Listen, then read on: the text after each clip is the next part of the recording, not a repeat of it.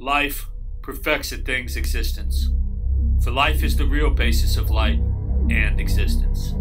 Consciousness, in turn, is the light of life. Since life and consciousness are so important, and a perfect harmony prevails over all creation, the universe displays a firm cohesion. Fire does not consume light, it makes it brighter. We observe that the eternal power creates countless living beings from inert substances and transforms the densest matter into supple, living compounds with life.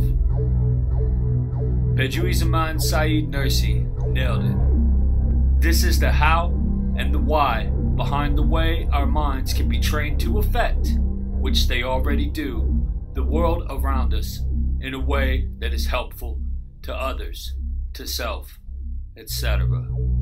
Every living thing is interconnected, and we must learn to consciously direct that force in a healthy and positive way. We accomplish this by using our objective conscious to tune into our subconscious. This is the union of opposites taught by all mystics who have come before us. We must awaken to the divine presence within.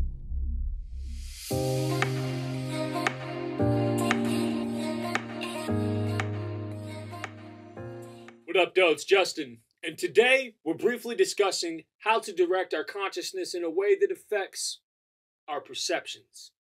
Now, matter as it manifests on the material plane is a collection of vibrations that I believe have their origin in the cosmic mind of divinity.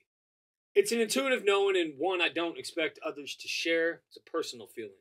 So some of us see matter and some of us see magic. What's fantastic about that is we're both right because perception is reality. Say our bodies are vibratory manifestations of this energy. We human beings would still be thinking entities, thinking beings in an ocean of thought. Well, what is thought? Science defines it as brain activity. Mostly partly. It seems incomplete to me. How does a brain, which is material in nature, produce the phenomenon of mind? Now, without even diving into the mind-numbing world of quantum theory and how the aspects of humanity that are truly physical in nature could fit in a sugar cube, what is mind? Electrical currents? Vibrations? So were thoughts vibrational? One of my favorite quotes comes from Dr. Stuart Hameroff, who says, "I think more like a quantum Buddhist in that there is a universal proto-conscious mind which we access and can influence us, but it actually exists at the fundamental level of the universe, at the Planck scale." Fits nicely with the occult concept of microcosm and macrocosm, but he goes on to explain how proteins fold inside the microtubules of our brain and how they're mathematically identical to the way that thoughts form. Our thoughts seem to arise from within the deepest recesses of our being, deep within our spirit and manifesting in our minds. For mystics, thought is seen as a special expression of cosmic conscious incarnate in human beings. To be more specific, thoughts are the results of interactions taking place in our brains between vibrations Yehoshua called water or soul and spirit or consciousness. Let us make human beings in our image. Thought is a vibration between mind and soul is the energy of the cosmos. That includes our sensory perceptions. Spiritual energy incarnated in all living things and radiates from the depths of all. Our thoughts arise from the encounter of these two energies, one with roots both within us and around us, and the other that come from even deeper within. Since both are vibrations and motions, it would stand to reason that our mental activity is vibratory in nature. Before you write it off as purely pseudoscience, try and understand science actually taps into these vibrations and graphs them via EEG tests. They literally use them all the time to diagnose epileptics and even dementia in some cases. Also, clinical death is literally logged by a flat EEG because the brain no longer functions. Obviously, if the brain isn't functioning, what we call the soul has left the body and the vibratory interaction is no longer happening. Anyways, while thoughts and consciousness are hardly the same thing, I felt it was worth mentioning so you know that the woo-woo kids occasionally step into some real. Without going into details that are of no use to us on a mystical level, one should know that scientists differentiate between four major categories of brainwaves. They're measured in Hertz, which is a standardized unit of frequency and equal to about 1 cycle per second. There's delta, 0.5 to 4 hertz, theta, 4 to 8 hertz, alpha, 8 to 13 hertz, and beta, 13 to 15 hertz. Delta waves are weak mental activity similar to a dreamless sleep. We see these the closer to death one is. Theta waves are seen as an intermediate state and generally seen right before sleep.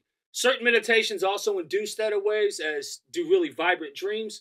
Then you have alpha waves occurring during waking states where we're relaxed. We can literally close our eyes and bring about this state by taking deep, calming breaths. Lastly, beta waves reflect the purely objective phase and appear when our attention is focused on the outside world. New Age thinking is fond of saying we need to raise our vibrations to reach conscious contact with divinity, but the opposite is actually true. Because an EEG reflects the intensity of brain activity, not the nature of our state of consciousness. Being engaged in meditation quiets the mind and lowers our cerebral activity, lowering our vibration. Now here's a fun fact. Our brain is not the seat of our consciousness, but rather the center where the vibrations of spirit interact with those of the collective soul, which gives rise to thoughts. It may have specialized centers that process sensory information, but our mental processes aren't limited to those areas. We're capable of thinking, speaking, remembering, and imagining. Hold that bit down, because that's the ticket to manifestation. Granted, science has succeeded in locating most of the areas of the brain that are involved with this, but they have failed in tackling where consciousness comes from. We all have, really, but that's where I choose to see magic. So in Codename God, physicist Manny Baumick suggests the idea of an abstract divine intelligence encoded in quantum fields, woven in the very fabric of space throughout the universe and continues to direct how it unfolds.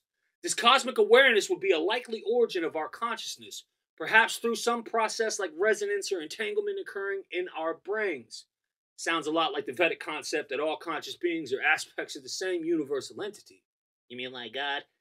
Because it sounds like God.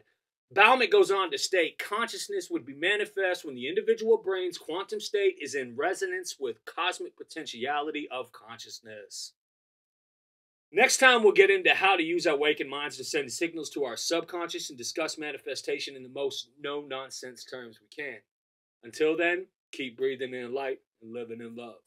Peace.